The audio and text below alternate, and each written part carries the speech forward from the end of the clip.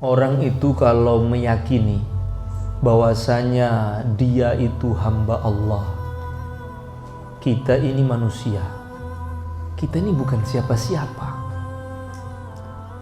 Kita 100 tahun yang lalu itu tidak pernah ada, dan insya Allah 100 tahun ke depan kita juga sudah tidak ada. Maka di sini Allah mengingatkan hambanya, hal ata 'alal insani hinun minad dahri lam yakun syai'an mazkura. Apakah hal ata, bukankah telah datang pada diri manusia suatu masa yang mana mereka tidak pernah disebut namanya sama sekali? Qori bin Idrus ini siapa? Dulu 100 tahun yang lalu nggak ada dia ini. Setelah dicipta kemudian ada, kemudian menjalani hidup, kemudian mau ngatur Tuhan. Harusnya kan nggak ada yang harusnya, itu nggak ada. Kita ini hamba, diatur oleh Allah. Nafas kita yang masuk itu dimasukkan oleh Allah, nafas kita yang keluar pun dikeluarkan oleh Allah. Ada orang yang diberi oleh Allah nikmat, sulit masuk nafasnya, namanya asma. Penyakit apa? Asma. Ada seandainya dibalik ini, mudah masuk tapi sulit keluar. Ayo, kok gak bisa? Wow, nah, bayangkan itu. Ada dua nikmat, Allah nggak buat seimbang gitu. Nah, jadi kalau kita kena terpaan ujian, ingat, untuk nikmat nafas saja kita tuh nggak bisa syukuri.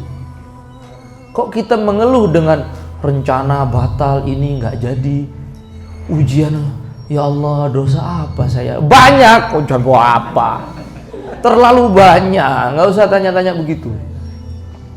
Maka ketika orang menghadapi ujian, punya rencana-rencana, punya cita-cita yang gagal, ingat ya, Allah itu menciptakan hambanya, menetapkan takdirnya. Allah itu maha tahu dan maha adil.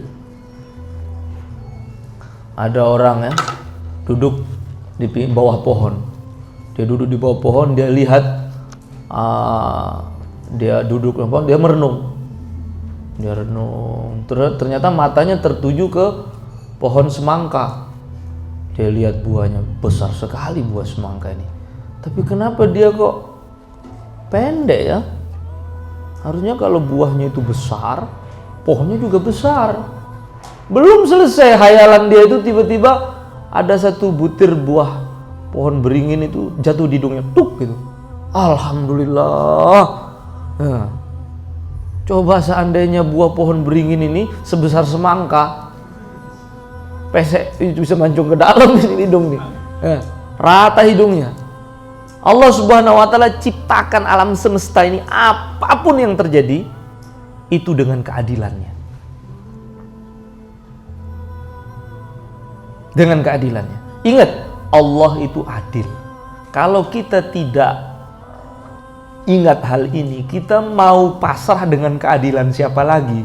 Kalau kita diuji oleh yang maha adil, terus kita mengatakan, aduh, bagaimana kok nasib saya? Enggak, semua sudah pas. Ingat ya, ingat kata-kata Imam Ghazali ini kalam Imam Ghazali ini selalu menghibur hati saya kalau saya sedang diterpa masalah. Imam Ghazali mengatakan, laisa fil imkan abda'u mimmakan. Laisa fil imkan abda'u mimmakan. Artinya apa? Apa yang terjadi sekarang, itulah ketetapan Allah yang terbaik. Apa yang terjadi sekarang, itulah ketetapan Allah yang terbaik. Maka Imam Ghazali menggambarkan, seandainya seluruh kepala manusia ini, seluruh otak manusia ini dikumpulkan menjadi satu, ditambah dengan otaknya para nabi, ditambah dengan otaknya para malaikat, kemudian otak yang sudah cerdasnya sedemikian hebatnya ini dimasukkan ke dalam satu tempurung kepala, kemudian kepala yang sudah kumpulan dari berbagai akalnya makhluk nih digabung jadi satu, kemudian dilipat gandakan kecerdasannya menjadi triliunan kali lipat, karena dia sudah cerdas. dia diletakkan ke bumi. Sekarang komentari apa yang ada. Maka Imam Ghazali mengatakan, orang ini tidak akan berani menggeser satu pasir pun kecuali dia mengatakan ini sudah pas atas ketetapan Allah. Berhubung karena kita itu bodoh, kenapa kok? Nah gitu.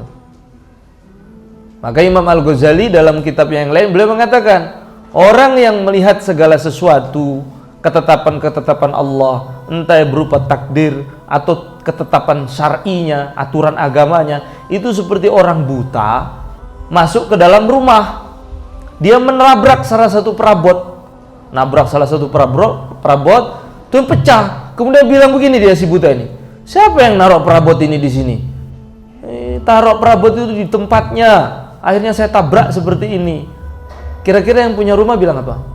Pak, itu sudah pada tempatnya, tapi berhubung kamu buta, maka kamu nabrak. Nah, begitulah perumpamaan orang di dunia ini. Kata Imam Ghazali, berhubung karena hatinya buta, dia mengatakan harusnya yang diuji seperti ini kan dia. Siapa? Kok bisa begini? Bukan masalah, itu sudah pada tempatnya semua. Kamu jadi kamu, saya jadi saya. Ujian antum berupa ini, ujian saya berupa itu sudah selesai.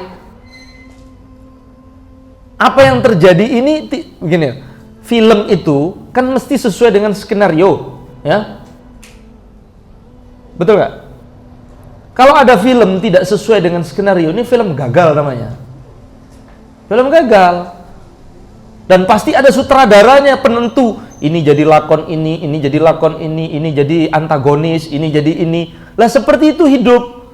Hidup itu seperti film. Kita ini pemeran. Skenarionya sudah tertulis di Lauhul Mahfuz. Sutradaranya Allah. Allah tuh Maha Adil. Ini jadi ini jadi ini, lakonnya ini. Semua sudah selesai. Nah, berhubung dunia itu adalah tempat ujian, nah maka apapun yang terjadi segera kita kembalikan kepada takdir. Yang ngatur saya ini Maha Adil, gitu loh. Yang ngatur kita ini Maha Tahu. Maka jangan sok tahu, gitu. Kalau kita yakin, ya, maka kita akan pasrah. Kalau kita yakin, kita akan pasrah. Lihat, saya sering itu kalau anak saya lari, Abah gitu, nanti tak pegang, kemudian tak angkat begini, terus tak lempar ke atas. Wing, dia ketawa. Kenapa dia ketawa? Padahal saya lempar. Karena dia yakin saya pasti menangkapnya. Begitu juga kita. Ketika kita dibuang, kalau kita yakin Allah pasti menolong kita, ya kita akan menghadapi itu semua dengan tersenyum.